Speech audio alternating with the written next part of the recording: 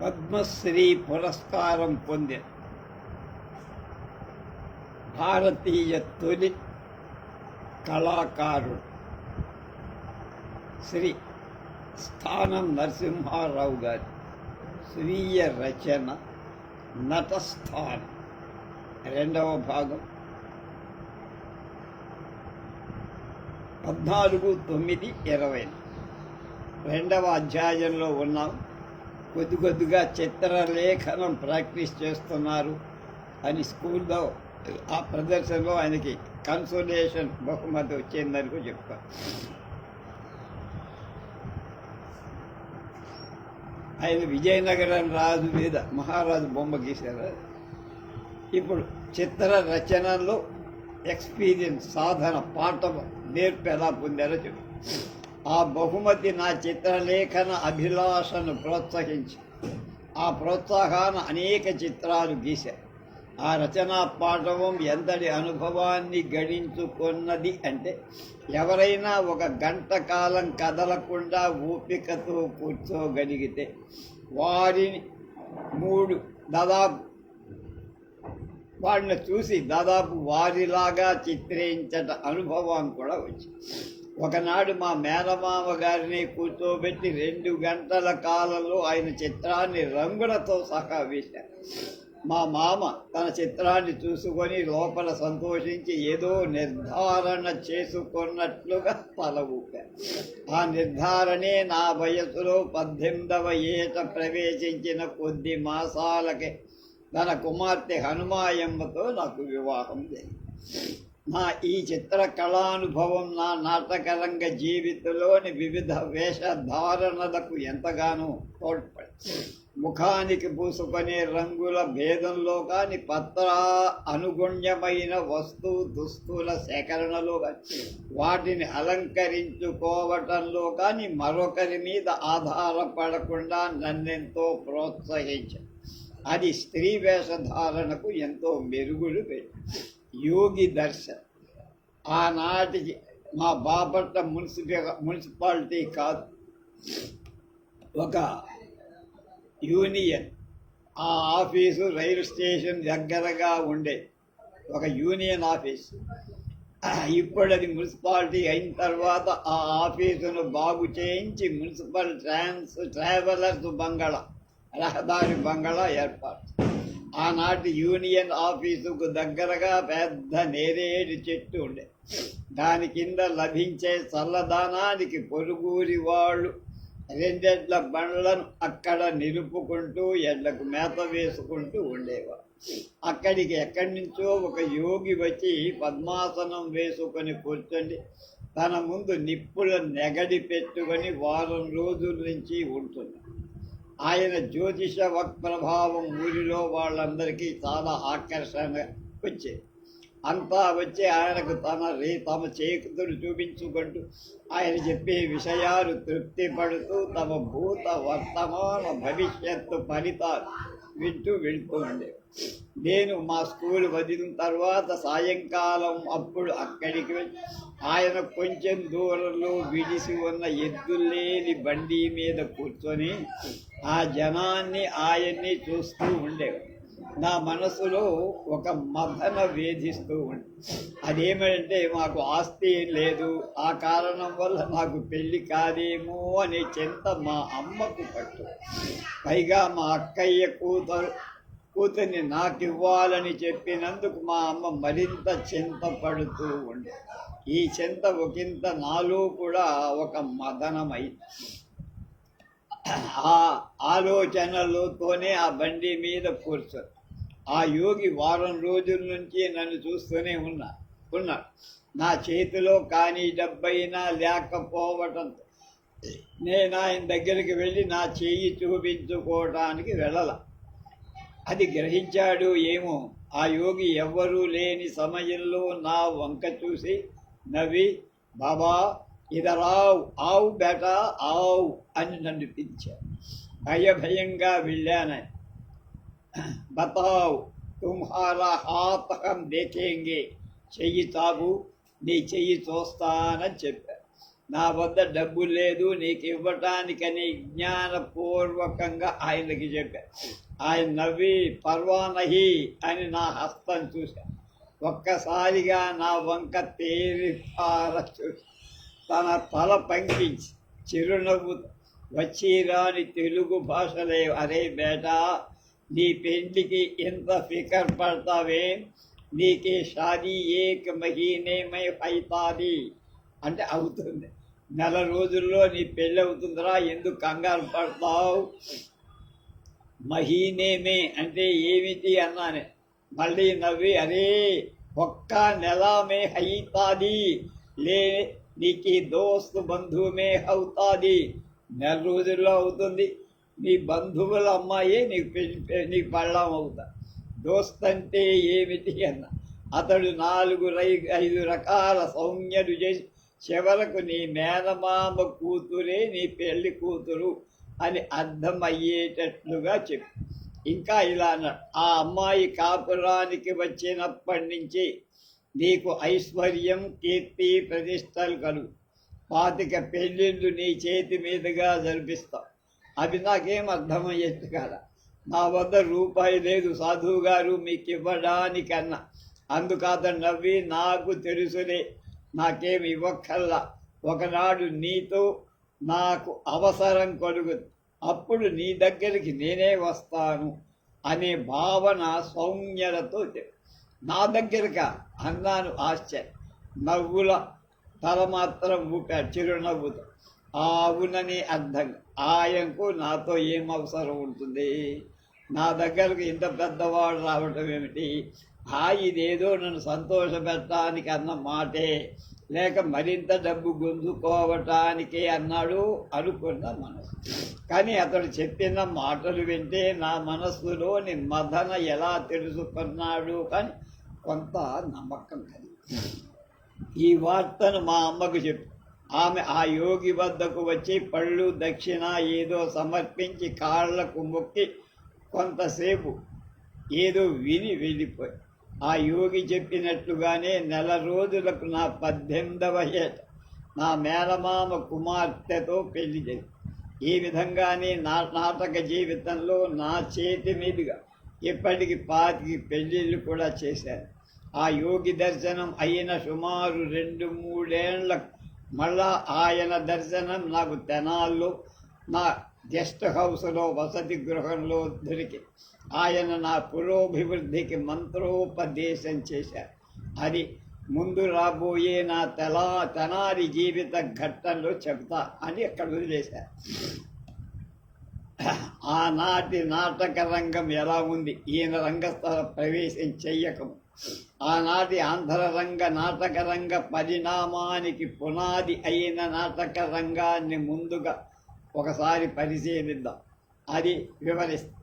ఈనాటికి సుమారు 100 ఏళ్ల క్రితం ఆంధ్రప్రదేశ్లో మనకు గ్రంథస్థమై తెలియబడుతున్న కొన్ని విషయాలను బట్టి ఆనాటి నాటకీయ అంకుల ఒకరు చిన్న ఏకతార సొరకాయ బుర్ర మోగిస్తూ దాని మీద పాడుతూ, ఒకరు దాని ఇరువురు కానీ ఆ పాటకు వంత పాటగా అనుకరిస్తూ చెప్పే పద్ధతిలో ప్రారంభమే.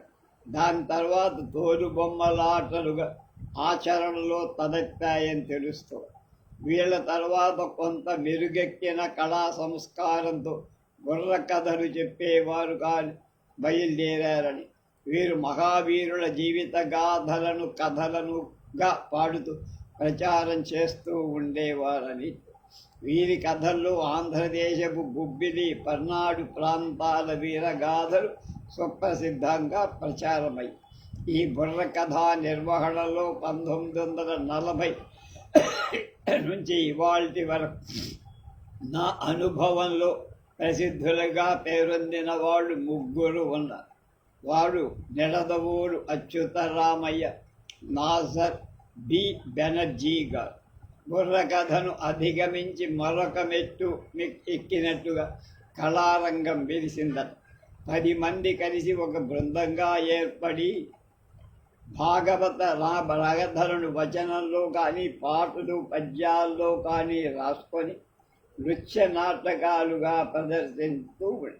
వీటిని ప్రదర్శించడంలో ఆంధ్రదేశాన ప్రథములు అవటమే కాక ప్రసిద్ధులైన వారు కూచిపూడి అగ్రహారి. ఈ కూచిపూడి కృష్ణా జిల్లా బందరుకు దగ్గర ఉన్న కుగ్ర. వీరికి ఆది గురువు సిద్ధేంద్ర స్వామి అని ప్రసిద్ధి. వీరు ఎక్కువగా భాగవతపు గాథలే తమ నృత్యాలలో ప్రదర్శిస్తూ ఉండటంచే వీరి నాటకాలను భాగవతాలని, వాటిని ప్రదర్శించే వారి కూచిపూడి భాగవతులని, కూచిపూడి వాస్తవ్యులు కనుక కూచిపూడి భాగవతులని చెప్పారు. ఈనాటికి కూచిపూడి వారి భాగవత నృత్య ప్రదర్శన ప్రజల అభిమానాన్ని పొందుతూనే, అందులో భామవేషంకు అందవేసిన చెయ్యిగా చిరంజీవి వేదాంతం సత్యనారాయణ శర్మ ప్రజాదరణ ఎన్నికగా భావిస్తూ ఉన్నారు. ఇప్పుడు అప్పటికిగా చిన్నవాడు. ఈతడు స్వర్గీయ వెంకటనారాయణ గారి అంశాలు కొంత తీసుకొని అంశాలు పొంది పుట్టాడేమో అనిపిస్తుంది. అతడు మన రాష్ట్రపతి కీర్తిశేషుడు డాక్టర్ రాజేంద్ర ప్రసాద్ గారి వల్ల నేషనల్ అవార్డు బహూకరణ పొందారు. ధన్యుడు, కూచిపూడి నాట్య కళకు ఆదర్శుడు. తరువాత కొంతకాలానికి మా బాపట్లలో మరికొంత నాగరికత పెరిగి ఆస్తి ఆర్జన ఉన్న గృహస్థుల ఇళ్లలో చేతి లాంతర్లు, కొవ్వొత్తుల లాంతర్లు, లస్టర్లు, కెరసనాయిల్ దీపాలు వెలుగుతూ ఉండేవి. సగటున ఆముదపు దీపాలు అవసరాలకు మాత్రం కొన్ని ఇళ్లలో ఉండేవి. 4-5 పెద్ద దుకాణాల్లో గొప్ప గొప్ప వాళ్ళ ఇళ్లలో లస్టర్లు వెలిగాయి. అవి చేతి లాంతర్ల కంటే ఎక్కువ కాంతినిచ్చేవి. నాటక బృందాలు 1-2 ఉండేవి. 3వ అధ్యాయం ఆనాటి నాటకశాల. ఆనాటి ఆంధ్ర నట బృందాలు కొంత కళా సంస్కారాన్ని అందుకున్న తరువాత నాటక ప్రదర్శనాలకు తాటాకుల కప్పులు గల పెద్ద పాకలు నిర్మించుకొని అందులో వేసేవారు. రంగు మాసిన తెరలుండే. లోపల మనుషులు కనిపిస్తున్నా ఆనాటి ప్రేక్షకులు ఆనందిస్తూనే ఉండే. గుంటూరులో నాటక దుస్తులను తయారు చేసే సాకలి పిచ్చన్న ఒకడుండేవాడు. అతడు ఆ దుస్తులను నాటక ప్రదర్శనాలకు అద్దెకిస్తూ స్వయంగా వచ్చి పాత్రధారుల వేషధారణలో సహకరిస్తూ ఈతడి వద్ద రాజు వేషాలకు తగిన గాజు పూసల కోట్లు, రంగు కఫిన్లు, కొయ్య కత్తులు, 2-3 స్త్రీ వేషాలకు తగిన తలవిగ్గులు, ఎద్దుల మెళ్ళో కట్టే లావు పూసల హారాలు, నల్లటి మీసాలతో కలిపిన పుడుగాటి గడ్డాలు, తెల్ల గోగునార గడ్డాలు, మాసిపోయిన రంగు చిత్రాలు గల తెరలు మొదలైనవి ఉన్నాయి. ఇతనికి 5వ పెద్ద 10 పలకో అద్దె ఇచ్చి నాటక బృందాల వాళ్ళు అతన్ని పిలిపించుకుంటూ ఉండే. వేషధారలో విలక్షణత అంతగా గమనింపబడేది కాదు. రంగస్థలం మీది దీపాలకు పెద్ద లస్టర్లను అద్దెకో లేక కాంప్లిమెంటరీ టిక్కెట్లకో ఇచ్చి రంగస్థల లోపల భాగంలో ముందున్న ప్రేక్షక భాగంలో కనపడేట్టు వేలాడదీసేవారు. Guntur first company. బాపట్లకు గుంటూరు ఫస్ట్ కంపెనీ వాళ్ళు వచ్చి హరిశ్చంద్ర నాటకం ఆడారు. అప్పటికి నా వయస్సు 17.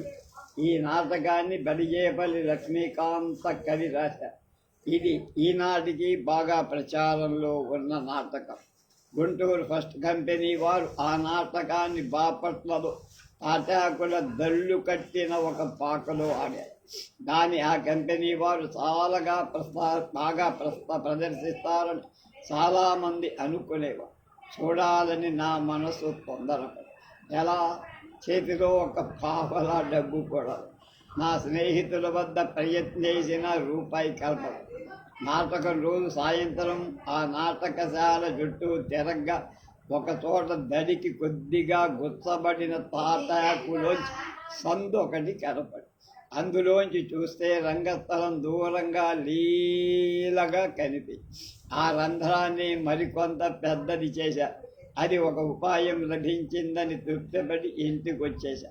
భోజనం చేసి ఎక్కడో హరికథకు వెళ్ళొచ్చానని ఆ అమ్మ ప్రస్తా అని మా అమ్మతో చెప్పి నాటకానికి వెళ్ళి హరికథ కంటే మా అమ్మ ఎప్పుడూ వద్దనేది కాదు.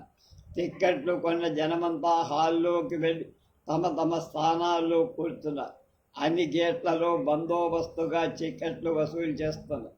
నాటకం రాత్రి 10 గంటలకు ప్రారంభమై 2 గంటలు పైగా గడిచి నడుస్తుంది.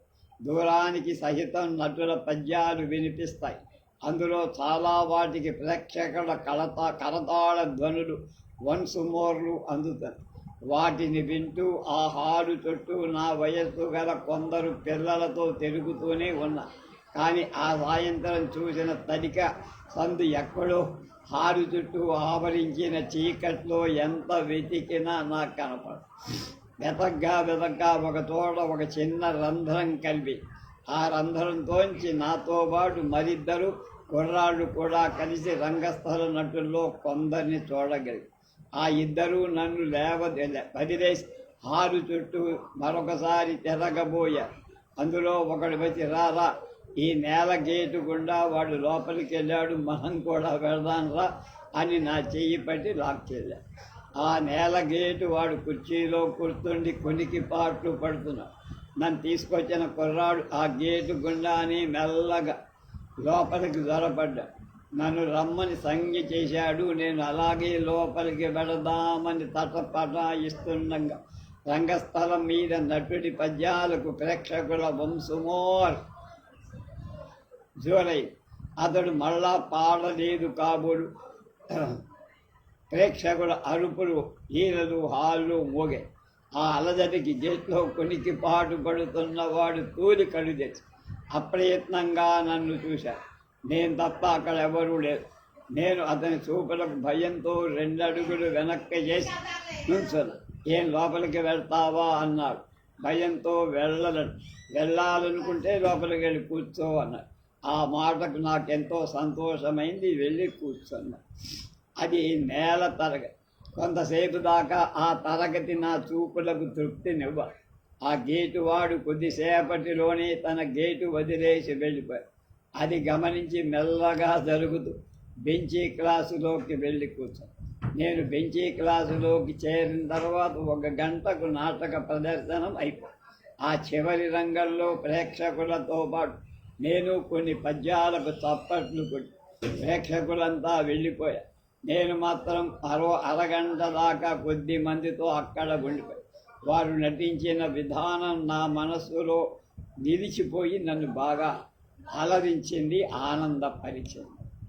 ఆ నాటకంలో హరి ప్రసాదరావు గారు హరిశ్చంద్రుడిగా, కోపల్లి హనుమంతరావు గారు చంద్రమతిగా, పరిమి రామచంద్రరావు గారు విశ్వామిత్రుడిగా, పత్రి సీనప్ప గారు నక్షత్రగుడిగా నేను చూసిన ఘట్టాలు అత్యద్భుతంగా నటించారు. చంద్రమతి హరిశ్చంద్ర పాత్రధారుల అభినయం అందరికీ అశ్రుపూరిత ఆనందాన్ని అంటే ఆనంద బాష్పాలు కాచేటట్టుగా. కోపల్లి హనుమంతరావు వీరి కంఠం స్వరం స్త్రీ కంఠస్వరాన్ని పోలివండి. ఆయన కొంచెం లాగుపాటి ఆకారంతో గుండ్రని ముఖంతో గల పచ్చటి మనిషి. పతివ్రత వేషాలకు చక్కగా కుదురుతారు. ఆయన చీర కట్టి రవిక తొడిగినప్పుడు ఆ రవిక కింద పక్క అందుకు చీర నడుకట్టుపైకి కనిపించే ఆ పసిమి మెసగల ఆయన కడుపు మడతల అందం ఆ కాలపు ఉన్నత వంశ గృహిణుల నాజూకుతనాన్ని, హుందాతనాన్ని స్ఫురింపచేస్తూ ఉండే. ఆయన యొక్క స్త్రీ స్వభావ సదృశమైన ఉత్తమ నటన, భావ ప్రకటనలు, ఆంగికాభినయంలో పరాకాష్ట పొంది నాకిప్పటికీ ఆదర్శంగా స్ఫురిస్తుంది. ఇవే మాటలు నటరత్నాల్లో మెక్కి నేను కూడా సేమ్ అవే డైలాగులు కట్టి. కీర్తిశేషులు హరి ప్రసాదరావు వీరి పాత్రాభినయం ఇలాంటిది అని చెప్పడానికి నాకు ఇప్పటికీ సరైన మార్కులు ఉన్నాయి. క్లుప్తంగా చెప్పాల్సి వస్తే 40 ఏళ్ల నా నాటకానుభవంలో ఈయనకు మరొకరు సాటి లేరు అని చెప్పారు. ఈయన నవరస ప్రకటనలకు సామ్రా, పద్యాన్ని శ్రావ్యంగా చదువుతారు. కానీ ఇప్పటి వారులాగా శాంతాడంత గిరికాల రాగాలతో పాడు ఆ చదవడమైన సంగీతం లేకుండా వట్టి వచనంగా చదవ తగిన రాగాలతో భావం జీవం పోసుకున్నట్లుగా చదువు. ఆయన సంగీతం శ్రావ్యమై క్లుప్తమై పాడితే ఇంకా ఎంతటి సంగీతజ్ఞుడు అనిపించేట్లు ఉంటుంది. ఆ రాగ ప్రస్తారంలో సభికులనందని తన పాత్ర మనస్తత్వానికి ఇట్టే మార్చుకోగలిగిన సమర్థుడైనటువంటి నటుడు. పద్యాలకే కాక వచనానికి కూడా వంశమోలు రాబట్టుకున్న ప్రతిభాశాలి హరిప్రసాదం. ఒక్కొక్క సందర్భంగా వచనంలోంచి పద్యంలోకి పాటలోకి మనకు తెలియకుండానే సంచరి ప్రేక్షకులను తన్మయులుగా చేస్తూ ఉంటాడు ప్రసాదం. వ్యంగ్య శృంగార భావ పోషణలు, అనసబడుతున్న ఉద్ధృత విచార క్రోధ భావ ప్రకటనలు మహోదాత్తమైన మనీషిగా తన పాత్రను భావిస్తూ ఉంటాడు. అలాంటి మహోత్తమ నటుని అనుసరిస్తూ ప్రేక్షకుల తన్మయానందం మీద ముద్ర వేస్తున్నట్లుగా నటించిన కోపల్లె హనుమంతరావు గారి ప్రతిభ కూడా నాకు చిరస్మరణీయమనిపిస్తుంది. కొంతకాలానికి వీరితో కలిసి చంద్రమతి పాత్ర వేశాను. వీరి నలబాహుక వేషాలను, దుర్యోధన దుష్యంత వేషాలు చూశాను. వీరిరువురి స్వభావ సాదృశ్యమైన నటన నా జీవితంలో గడిచిపోయిన నా చంద్రమతి పాత్రాభినయాన్ని మాతృపితృభావన మాతృక అయి ఆ ఉభయులు కొంతకాలం గుంటూరు డిస్ట్రిక్ట్ కోర్టులో కాపీయిస్టులుగా ఉండి తర్వాత స్వర్గీయులై ఆనాటి ఆంధ్ర నాటక రంగ పాత్ర పోషణలో ప్రాభవానికి అది ఆది దంపతులు ఆదర్శులై అభినందనీయులయ్యారు. ఉపాధ్యాయ ట్రైనింగ్ నాకు 18 ఏళ్ల వయసు దాటుతుండగా మా నాయన గారు చనిపోయారు. అప్పటికి నా హై స్కూల్ చదువు అయిపోయింది. మా తండ్రి గారి మరణం తర్వాత ఆర్థిక లోపం వల్ల, దిగుళ్ళ వల్ల మెట్రికులేషన్ వరకైనా చదువుకోలేకపోయాను. మా సంసారంలో అంతా చిన్నవాడు, ఇంటికి నేనే పెద్ద కొడుకు. మా పోషణలో భారంలో మా అమ్మగారు చాలా దిగులు పడేవారు. మా మేనమామ కామరాజు వెంకట నారాయణ గారు తన ఎలిమెంటరీ స్కూల్ మాస్టర్ జీతంలో మా సంసారాన్ని కూడా కొంతవరకు ఆదుకునేది. మా కుటుంబ పోషణ నిమిత్తం నేను ఏదైనా ఉద్యోగం కోసం ప్రయత్నం చేయాల్సి వచ్చి నాకున్న చదువుకు ఏ ఉద్యోగం వస్తుంది? ట్రైనింగ్ చదివితే చదివినంత కాలం కొంత స్టైఫండ్ ఇస్తారు కనుక అది మా ఇంటి ఖర్చులకు కొంత ఉపయోగపడచ్చని మా మామగారి సలహాతో బాపట్లలో అమెరికన్ మిషనరీ స్కూల్లో ఉపాధ్యాయ ట్రైనింగ్లో ప్రవేశించి అది 2 ఏళ్ళు చదవాలి, ఉత్తీర్ణుని కావాలి. ఆ పైన ఎక్కడైనా ఉపాధ్యాయునిగా చేరి ముందు జీవితం సాగించాలి. నాకు చిత్రలేఖనం కూడా కొంత వచ్చు కనుక మాస్టరీ ఉద్యోగం తప్పక వస్తుందనే నమ్మకం. ట్రైనింగ్లో మొదటి ఏడాది గడిచి 2వ ఏడాదిలో ప్రవేశించింది నా చదువు. అప్పటికి నాకు 19. ప్లీడర్ గుమాస్తాల కంపెనీ బాపట్లలో ప్లీడర్ గుమాస్తాల నాటకాల కంపెనీ ఒకటి ఉండేది. అందరూ ఔత్సాహికులైన ప్లీడర్ గుమాస్తాలే వేషాలు వేస్తూ ఉండేవారు. వీరు చిలకమర్తి లక్ష్మీ నరసింహం గారి గయోపాఖ్యానం, ప్రసన్న యాదవ, మల్లేపల్లి లక్ష్మీకాంత కవి గారి హరిశ్చంద్రీయ నాటకాలు ప్రదర్శించారు. ఆ నాటకాల్లో హరిశ్చంద్రీయాన్ని చాలాసార్లు ప్రదర్శించేవారు. ఈ కంపెనీలో ముఖ్య పాత్రధారుడు సోరగుడి హనుమంతరావు గారు హరిశ్చంద్రుడిగా, చెల్లర పున్నయ్య గారు విశ్వామిత్రుడుగా, ఆయన అన్న చెల్లర నాగభూషణం గారు నక్షత్రకుడిగా, పులిపాక వెంకటనారాయణ గారు చంద్రమతిగా ప్రేక్షకుల మెప్పు పొందుతూ ఉండేవారు. ఈ కంపెనీకి రామరాజు చెంచురామయ్య గారి తర్వాత సాక్షి సోమయాజులు గారు వకీల్ గౌరవాధ్యక్షులు. మా మేనమామ గారు ఒక పర్ర పెత్తందారు, గంగవరపు వెంకట కృష్ణయ్య గారు కోశాధికారి కార్యదర్శి. అంతేకాక వీరు పైకి కనిపించని సర్వాధికారిగా కూడా ఉండేవారు. ఏదో గ్రామానికి కారణంగా ఉండేవారు. కృష్ణయ్య గారు బాపట్లలో ఒక పెద్ద తాటాకుల కప్పు గల నాటకశాల నిర్మించారు. ఈ శాల బాపట్లకు దక్షిణంగా ఉంది. దీని ముందుగానే సముద్రం వైపుకు వెళ్ళే కంకర రోడ్డు. ఈ నాటకశాల చాలా ఏళ్లకు సినిమా హాలుగా ఇతరుల చేతిలోకి వచ్చింది. నేటికి చిత్రకళా మందిరంగా పేరొందుతూనే ఉంది. ఈ శాల నా చిన్నతనంలో సుమారు పర్లాంగు వలయం గల విస్తీర్ణంలో నివాస ఇళ్ళు లేవు. కృష్ణయ్య గారి ఇల్లొక్కటి తప్ప 2 ఫర్లాంగుల దూరంలో town hall, registrar office, municipal court, board high school, దానికి దాపుగా కొన్ని గృహాలు. ఇవన్నీ ఈనాటికి అక్కడే ఉన్నాయి.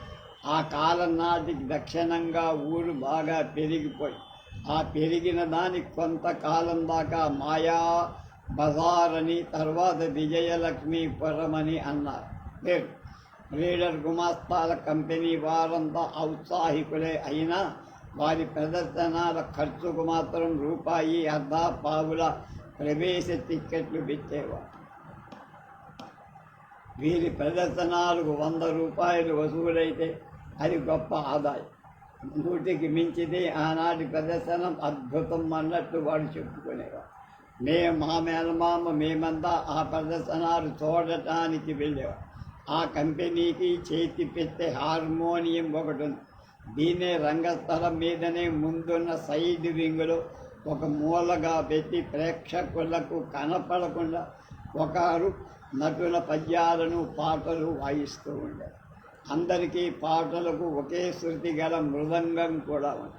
రిహార్సల్స్ జరుపుకునే రోజున ఏ కుర్రవాడి చేతనో ఆ హార్మోనియంలో వట్టి శృతి మాత్రమే వేయించుకుంటూ పాడుకొని పోయేవాడు. సాయంత్రం వేళ రిహార్సల్కు నేను ఉగుసుపోక ఆ నాటకశాలకు వెళుతూ ఉండే. అందరిలోకి చిన్నవాణ్ణవడం, నా చేత శృతి వేయించుకుంటూ పాడేవాడు. వాడు పాడే పద్యాలు దాదాపు అందరివి నాకు కంఠస్థమయ్యాయి వినికిడి వల్ల. ఒకనాటి సాయంత్రం నేను అక్కడికి వెళ్ళినప్పుడు నాటక పాత్రధారులెవ్వరూ లేరు. శృతి చేసుకుంటూ అందరికీ పద్యాలు పాడేస్తాను. అప్పుడు హరిశ్చంద్ర వేషధారి చోరగుడి హనుమంతరావు వచ్చి నాకు కనిపించకుండా ఒక ప్రక్కన ఆగి నా పద్యాలు విను. దగ్గరకు వచ్చి, బాగున్నాయరా అబ్బాయి, ఏది మళ్ళీ పాడు అన్న. భయం వల్ల పాడలేకపోయి. ఆ తర్వాత కాలం 1 నెలకు పైగా గడిచిపోయి. తిరుపతి వెంకటేశ్వర సావధానం. వీళ్ళిద్దరూ మహాకవులు, పండితులు, కామేశ్వరి ఉపాసకులు. వీరు తమ శతావధానం చెయ్యటానికి దేశ పర్యటనలు మా బాపట్ల కూడా వచ్చారు. అది 1921 సంవత్సరం అని జ్ఞాపకం. ఈ మహాకవులకు, కొప్పరపు కవులకు శతావధానంలో పోటీ ఉండేది. ఆ పోటీ మా ఊరిలో కాస్త సంస్కారం ఉన్న వారి దగ్గర నుంచి పండితుల దాకా ఆకర్షించి, అంతేకాక వారిలో విమర్శ, ఆనంద సంకలనాన్ని రేకెత్తి. ఎక్కడికి వెళ్ళినా ఈ మహాకవుల శతావధానాన్ని గురించిన ప్రశంసలే ఉండేవి. ఆ పోటీలో నెగ్గిన తిరుపతి వెంకటేశ్వర శతావధానుల ప్రతిభను మా ఊరి పెద్దలు అందరం ఎక్కించారు.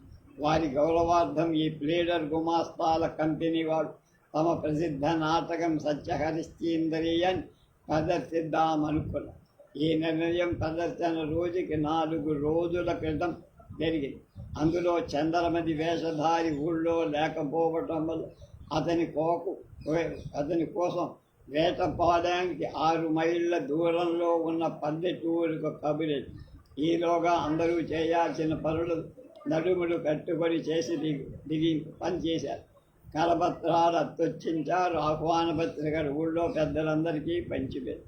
నాటకం రేపు అనగా ఆ రోజున నాటకం రోజునకు తప్పెట్లతో బయలుదేరి అచ్చొత్తించిన నాటక కరపత్రాన్ని చేతపట్టుకొని అందులోని విషయాలు ప్రజలకు వినిపేటట్లుగా ఎలుగెత్తి చదువుతూ సందులా తిరుగుతూ ప్రచారించడంలో సిద్ధహస్తుడైన మామిళ్ళపల్లి గురునాథం గారిని ఆయన ప్రచారం చేశారు.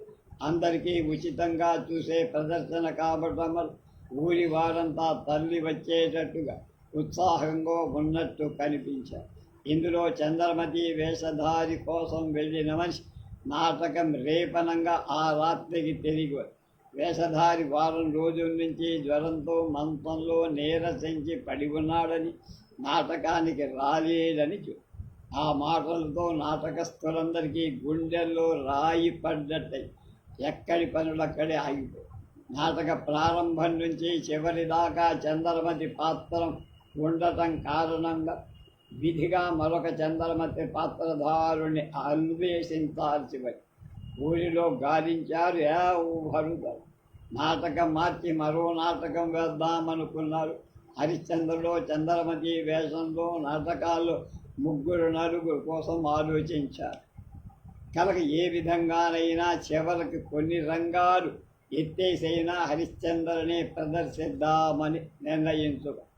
ఈ గొడవంతా తర్వాత నాకు చేసింది. ఇది ఎలా ఉంటే నా స్వప్నం తెల్లవారితే నాటకం రోజు. ఆ తెల్లవారుజామున సుమారు 5 గంటలకు నాకు ఒక కల వచ్చి, అదేమిటి, ఆకాశంలో వంగపండు రంగు గల మబ్బులు కనిపించి, ఆహా ఎంత బాగున్నాయి మబ్బులను, ఆకాశాన్ని మబ్బులను చెత్తిరిద్దామని కుంచబడి ఏ రంగులు కలిపితే ఆ మబ్బుల వన్నె వస్తుందో ఆలోచిస్తూ ఆ మబ్బుల వంకే చూస్తాం. ఇంతలో ఆ మబ్బంతా ఒక బంతిలాగా అయిపోయి ఆకాశం నుంచి దొర్లుకుంటూ చెట్ల మీదగా భూమి మీదకు దిగింది. అది నా దగ్గరకు కొంచెం దూరంలో వచ్చి క్షణంలోనే నిలువెత్తు పొగగా మారింది. ఆ పొగే ఒక సన్నని వస్త్రంగా అందులోంచి ఒక చక్కటి నడి వయస్సు గల స్త్రీ ఆకారం లీలగా కనిపించింది. ఆమె నా వైపు చూసి పక్కపక్క నవ్వుతూ తన చేతులు నా ముందుకు తన దగ్గరికి రమ్మని సైగ చేసింది. చుట్టుపక్కల భయంతో చూశా. ఎవ్వరూ లేరు, ఆమె తప్ప. ఎవరు నువ్వు అని ఆమె మందహాసం చేస్తూ నన్ను పైకి తీసుకుపోతాను అన్నట్లుగా నాకు స్ఫురించేట్లుగా సైగ చేసి, నా యవ్వనంలో ఆ సైగ నాకేదో ఆనందం, భయం, అవ్యక్త అనురాగం, పులకరింపు కలగయ్య.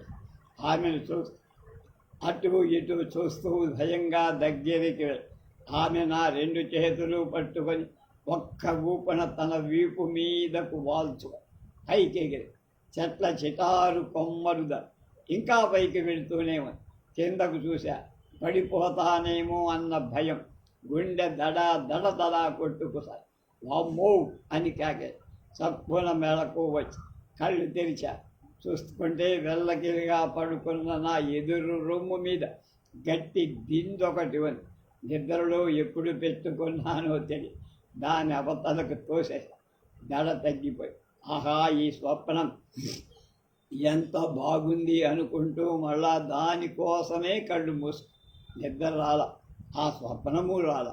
ఇంతలోనే తెల్లారింది.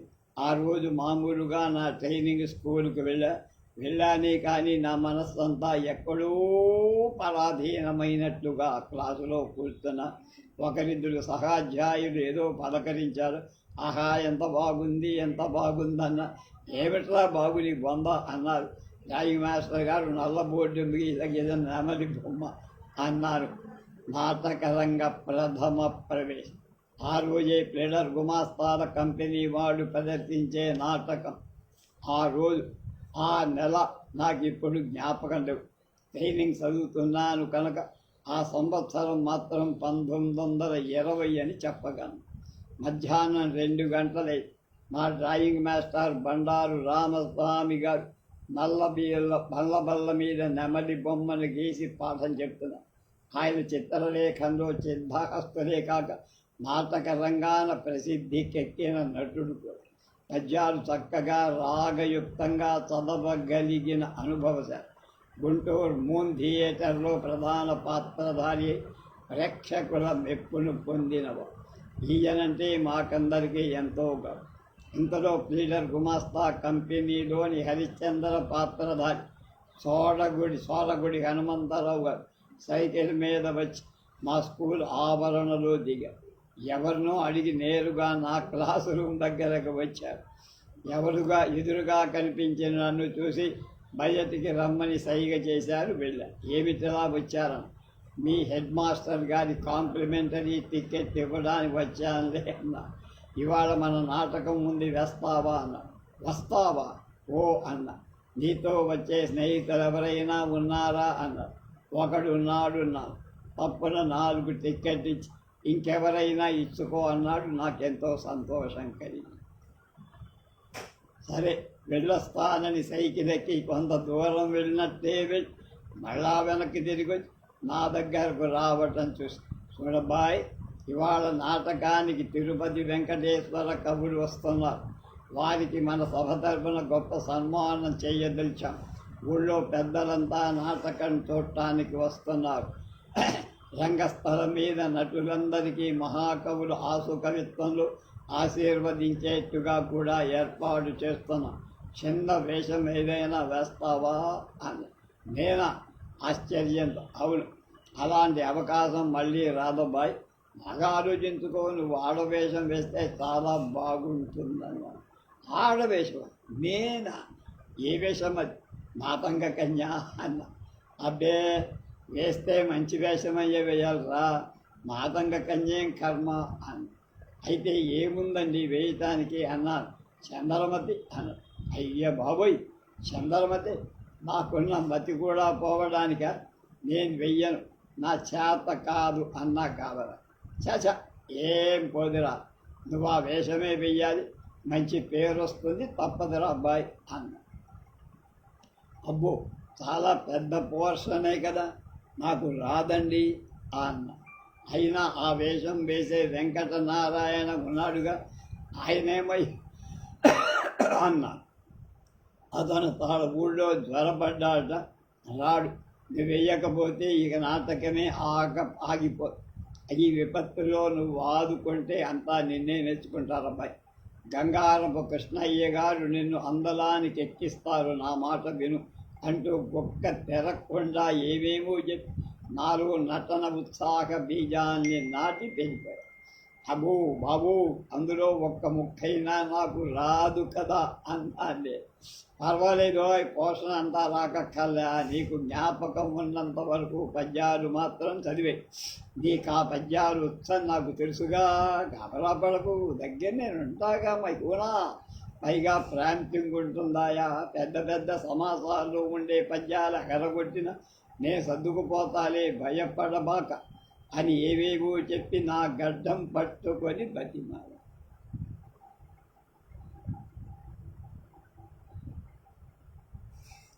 నాలో బీజప్రాయమైన ఉత్సాహం అంకురి, అందుకని అతని ప్రోత్సాహం దోహదం.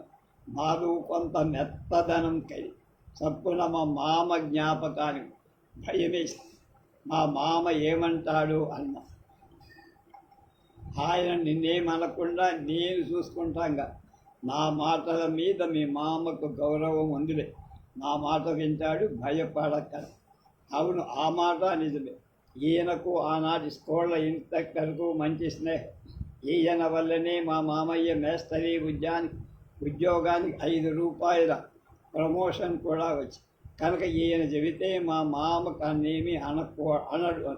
కొద్దిపాటి ధైర్యంగా మౌనం అంగీకారంగా అనుకొని నిలుస్తుంది.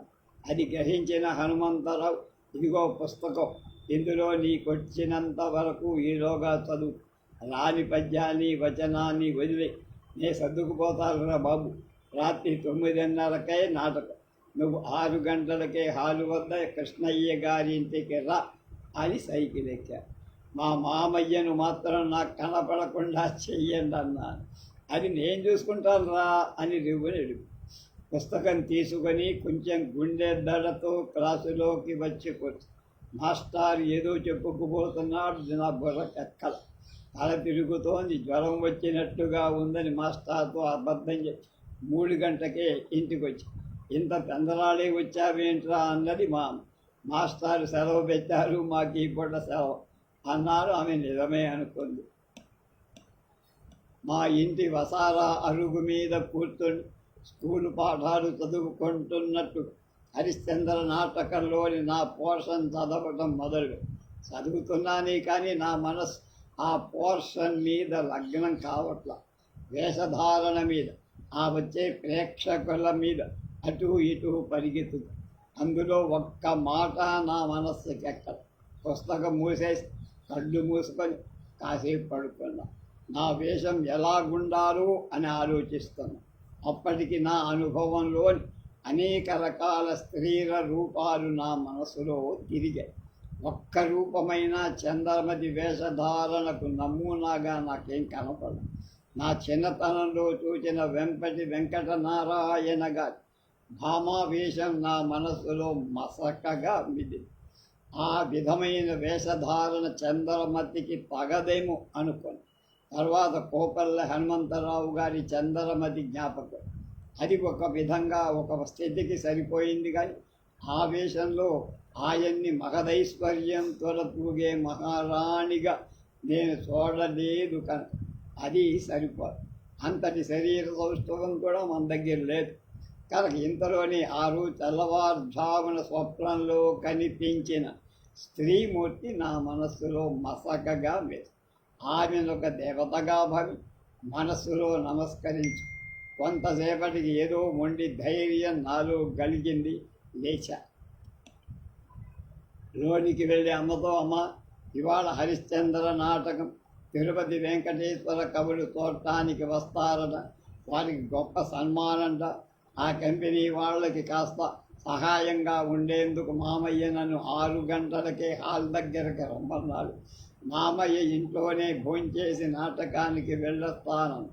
మామయ్య రమ్మన్నాడంటే మా అమ్మ ఇంకో మాట చెప్పదుగా. సరే వెళ్ళిరా అంది. కొంత ధైర్యం వచ్చింది. నాటకం పుస్తకం తీసుకొని బయలుదేరి మా ఇంటి నుంచి నాటకశాలకు అర్థమైంది.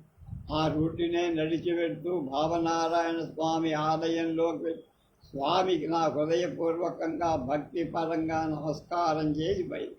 దారిలో చాలామంది నాటకానికి వెళ్ళే ఆలోచనతో ఉన్నట్టు నాకు అనిపించారు. మాస్టర్లు కూడా కొందరు కనిపించారు. వారు నాటకం సంగతినే మాట్లాడుకుంటున్నట్లుగా పోషణ రాని భయం మళ్ళా నన్ను ఆవరించి నా మనసు వెనక్కు ముళ్ళు కాళ్ళు ముందుకు నడిచాయి. అయిష్టంగా వెళ్ళి కృష్ణయ్య గారింటి దగ్గర కూలబడ్డ గుండె దడవ. కృష్ణయ్య గారికి హరిశ్చంద్ర వేషధారికి తప్ప నేను ఆ వేషం వేయటానికి వచ్చానని ఎవడికి మూడో కంటికి. ఆయన నా దగ్గరకు వచ్చి పోషణ వచ్చిందా అని రహస్యంగా అడిగారు. రాలేదని తల అడ్డంగా ఆయనకు ఆశ్చర్యం. ఎలారా మరి, పెద్ద వేషమే, పెద్దలంతా వస్తున్నారుగా అన్నారు. నేను ఈ వేషం వేయలేనని ఆయన చేతికి పుస్తకం ఇచ్చేసి ఆయన నివ్వరబోయి నుంచున్నాను. ఇంతలోనే హనుమంతరావు గారు అక్కడికి సైకిల్ మీది వచ్చి దిగారు. ఏమండోయ్, వీడు వేషం వెయ్యట, కొంప ముంచేట్టున్నాడు అన్నారు కృష్ణ.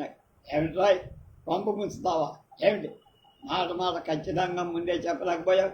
ముందే చెప్పుంటే మా తిప్పలేవో మేము పడేవాడుగా అన్నాడు ఆయన. హనుమంతరావు మళ్ళా తానే మార్చుకొని అభిమానంగా, నీ మొహం కాదు, నీకేం భయం లేదన్నా కదరా, నీకు రంగులు వేయటం తెలుసు కనుక మా అందరికంటే నువ్వు అందంగా ఫేస్ పౌడర్ వేసుకోగా. నీవు అలాంటి వేషం వేసుకొని ఉంటే అప్సరసలా ఉంటావు అబ్బాయి. నిజం, నా మాట నీ ముఖ కవళికల్లో ఇప్పుడే చంద్రమతిని చూస్తున్నా అని పంపుకొట్టా. అన్నింటికీ నేను నీ పక్కన ఉంటా కదరా, భయం పడబోక అని నన్ను ఉడ్డిస్తూ బుజ్జగిస్తూ నా వీపు తట్టా. అది కాదండి, మా మామ హల్లో ఎటు అటు తిరుగుతూ ఉంటాడు కదా, ఆయన చూస్తూ నేను ఎలా వేషం వేసుకోగలనండి అన్నాను. వాహ్, ఈ బెట్రా నీ భయం. అయితే డ్రెస్సు పెట్టెలన్నీ మన ఇంట్లోనే ఉన్నాయిగా, అందులో నీ వేషానికి కావలసినవన్నీ తీసుకొని ఆ మూల గదిలో కూర్చుండి వేషం వేసుకో. రాత్రి 9 గంటల దాటిన తర్వాత మా వాళ్ళందరితో పాటు నువ్వు కూడా స్టేజీ మీద కొద్దు కానీ అని చెప్పాడు కృష్ణయ్య గారు. దానికి హనుమంతరావు గారు కూడా దేశ్ భలే మంచి ఆలోచన అన్నారు. నేను నెట్టూర్పుతో సరే అనక తప్పల. మా ఇంట్లోనే భోజనం చెయ్యమన్నారు కృష్ణయ్య గారు. నాకు అక్కర్లేదని ఏదో పలహారం తెప్పించారు, తిని నీళ్లు తాగారు. చంద్రమతి వేషధార. అది 1921వ సంవత్సరం ఫిబ్రవరి నెల. మా తాతగారి ఆబ్దీకం ఆ నెలలోనే మా నాయనగారు పైరు పెడుతూ ఉండేవారు. ఆయన పెడుతూ ఉండేవారు కనుక ఆ మాసం మాత్రం గుర్తువాలి. కానీ ఆ తేదీ నాకు ఇప్పుడు ఫలానా అని గుర్తులేదు. అప్పటికి నా వయసు 19 దాటి 20. నేను వేషం వేసుకోవడానికి నిర్ణయింపబడిన గదిలో కొద్దిగా సామాన్లేవో ఉంటే వాటిని ఆ ఇంటి వాళ్ళే మరో గదిలో పెట్టేశారు. సాపపరిచారు. ఒక మాదిరి పెద్ద అద్దం చేతిలాంతరూ పెట్టారు. డ్రెస్సు పెట్టలోంచి నాకు కావలసిన వస్తువులే అక్కడ చేర్చుకొని అద్దం ముందు కూర్చున్నా. మూతి మీద నూనూగు మీసాలున్నాయి. కృష్ణయ్య గారితో చెప్పా. వెంటనే హాలు వద్దకు వచ్చిన మంగలి పిలిపించారు. అతడు నాకే ప్రథమంగా ముఖాన్ని శుభ్రపరిచాడు. ఆ వేషధారుడు ముఖాలు పూసుకొని పొడిని నీళ్ళల్లో కలిపి జిగురుగా ఉండేట్టు చూసుకొని ముఖానికి పూసుకున్న. అది బజార్లో అమ్మే ముదార్ సింగ్ జంగాల పచ్చని పేర్లు గల పసుపు రంగు గుడ్డలను తెచ్చి మెత్తగా నూరుతా. అందులో కొద్దిగా ఎరుపు తెలుపు రంగులు కలుపుతా. వీటి కలయికతో ఆ పౌడర్ నారింజ పండు రంగు. దీని కొద్దిపాటి నీళ్లలో కలిపితే జిగురు గల గంధము. ఆ గంధాన్ని ముఖాలకు చేతులకు పూసుకొని దాని తడి ఆరాక తేలిగ్గా చేతితో తుడుచుకుంటే అది సమమై పసిమి ఛాయ కలిగిస్తుంది. ఆ విధంగా నాటకధారుడు వేషం వేసుకుంటుంటే నేను చూశాను. ఆ అనుభవం వల్లని పైకి కనబడి నా ముఖానికి మెడకు చేతులకు రంగు సమానంగా వచ్చేట్టు సరిదిద్దుకున్నా. నాకు పుట్టుకరీత్యా భుజాల నుంచి మహరచేతుల దాకా నరాలు కనిపించవు. వెంట్రుకలు కూడా వాటి మీద ఉన్నట్టు కనపడవు. వాటికి రంగు పూసిన తర్వాత నా చేతులు సుకుమార స్త్రీలను పోలి ఉన్నాయి. పాదాలకు చీలమండలకు కొంచెం పైగా దాదాపు మోకాళ్ళ కిందికి ఉన్న భాగానికి కూడా అదే రంగు పూసుకొని అది కూడా ముఖం రంగును పోలి ఉన్నాయి. ఒక అగ్గిపుల్ల వెలిగించి దాన్ని ఆర్పేసి ఆ కాలిన నల్లటి మందును నలిపేశాను. అది కొనకన్నగా తేలింది. దాంతో కళ్ళకు వాటి కులకులకు కనుబొమ్మలకు కాటు గద్దిద్దాను. పెదిమలకు ఎర్ర రంగద్దాను. నాకు మంచి పరువరస ఉంది. ఈనాటికి ఒక్క పన్నైనా కదల. నవ్వితే ఎరుపొందిన పెదవులు కనిపించే ఆ పరువరస పండు జామ పండులోని గింజల్ల వరుసగా పెద్ద ముత్యాలు పేర్చినట్టు ఉంటుంది. అద్దంలో చూసుకుంటే నాకే నవ్వును వచ్చి మడతలు సొట్టలు గీతలు లేని నా ముఖానికి అబ్బిన నవయౌవనంలో పసిమితనం మిసమిసలాడినట్లుగా తోచింది నాకప్పుడు. అసలు నా ముఖంలో ఏమైనా ఆకర్షణ అనేది ఉందంటే అది నా పళ్ళ వరుస పొడుగాటి ముక్కుకు సంబంధించిందని అనిపిస్తా. సహజంగా నా కళ్ళు చిన్నది, కానీ వాటి చూపు మాత్రం విచితమైందని, ఆ చూపు పాత్రతత్వంలోని సరైన స్వభావాన్ని వెతుకుతున్నట్టు ఉంటుందని రసజ్ఞులు చెప్పేవారు. మిగతావన్నీ అవలక్షణాలు. కోలముఖం, లావుపాటి కనుబొమ్మ, నొసటి మీద కాలిన పెద్ద మచ్చ. ఇది నలుపుది కాదు, చర్మం రంగులోనే కలిసిపోయి. అయినా దగ్గరకు వస్తేనే కనపడు. పొడుగు మెడ, ఇవన్నీ సౌమ్య స్త్రీ స్వభావ ప్రకటలోని స్త్రీ పాత్ర ధారణ తగ్గనివే. అందులో ముఖ్యంగా పతివ్రత లక్షణాలు గల చంద్రమతి వేషధారణకు బొట్టిగా పనికిరా. నీలాంటి కోలముఖం గల స్త్రీలు పతివ్రత లక్షణాలు కలిగి ఉండరా, చూపలేరా అంటారేమో. కలిగి ఉండటం వేరు, చూపగలగడం అది ఆ వ్యక్తుల యొక్క నటనానుభవ ప్రతిభకు సమయం. కలిగి ఉండటం అది వారి పుట్టుకకు సమయం. ఒక్కొక్క తల్లిని చూస్తుంటే ఇంకా చూడబుద్ధం. ఈ చూడటం రెండు రకాలు. కేవలం కళాదృష్ట్యా పూజ్య భావంతో చూడటం ఒకటి, కామ్య దృష్ట్యా స్వార్థభావంతో చూడటం. ఈ రెండు రకాల ప్రజల చూపులో ఒకటైనా నాకు అందటానికి తగినంత ధైర్యం కాదు, అనుభవం కానీ లేదు. నా ఆకృతిలోనూ మనస్సులో ఉన్నదల్లా అదేదో జన్మాంతర సుకృతి అంతే. కృష్ణయ్య గారికి ఇద్దరు కూతురు, దాదాపు నా వయస్సే వాళ్ళు. ఆ ఇద్దరు కూడా నా దగ్గరే ఉండి నాకు కావాల్సిన వస్తువులు అందిస్తూ కొంత సహాయం. తర్వాత తలకు స్త్రీల విగ్గు పెట్టుకుని అది పెద్ద తలకు సరిపోయేది కనుక నా తలకు బాగా వదులై దాని వెనక ఉన్న పెరుగాటి వెంట్రుకలు బరువుగా ఉండటం వల్ల వెనక్కి జారిపోయేట్లుగా ఉంది. ఆ ఉపాయం ఆలోచించి తల మీద విగ్గు తీసేసి చేత పట్టుకొని దాని పాపట ముందు భాగంలో లోతట్టుగా ఒక సన్నని తాడు దారంతో కుట్టించా. ఆ తాటి 2 కొనలను వెనక మెడ క్రిందుగా జాచి తల మీద విగ్గును కదలకుండా పట్టుకొని గట్టిగా ముడివేయించా.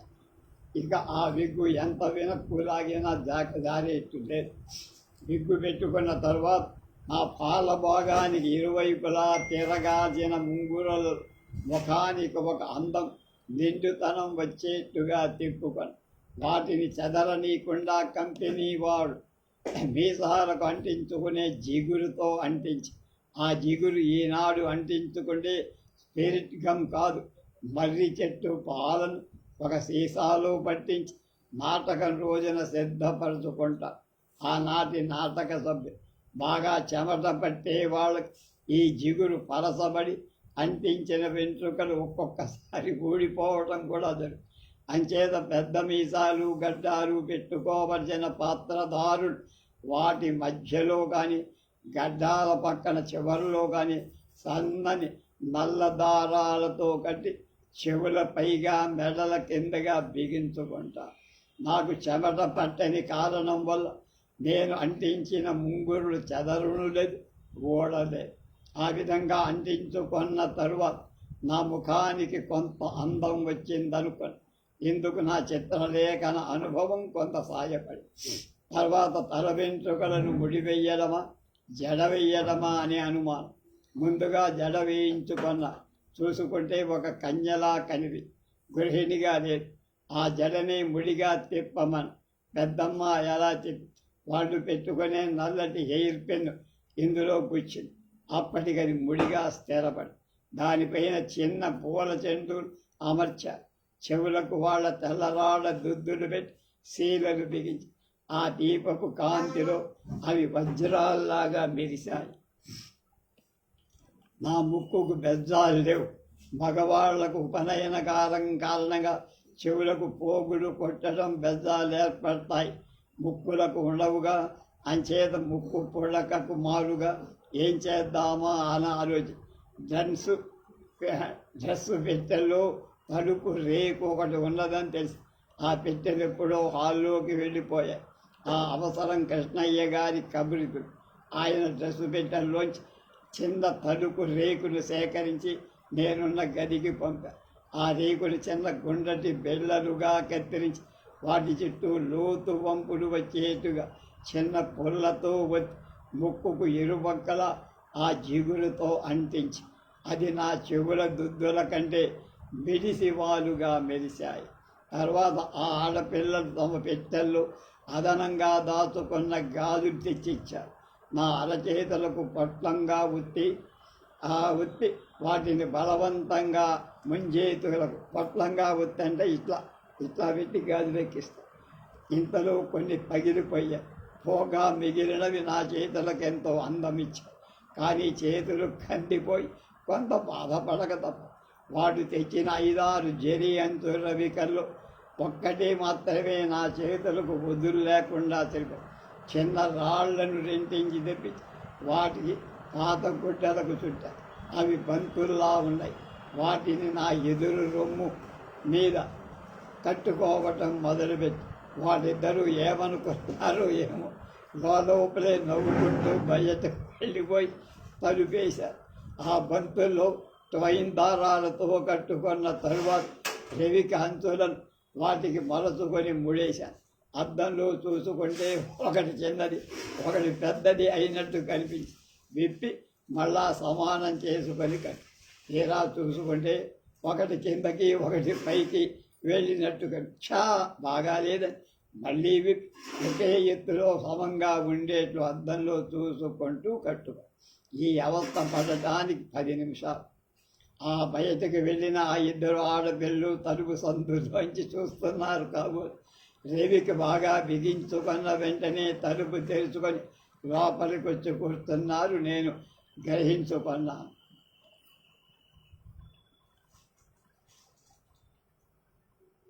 మిగతా విషయాలు రేపు తెలుసుకో.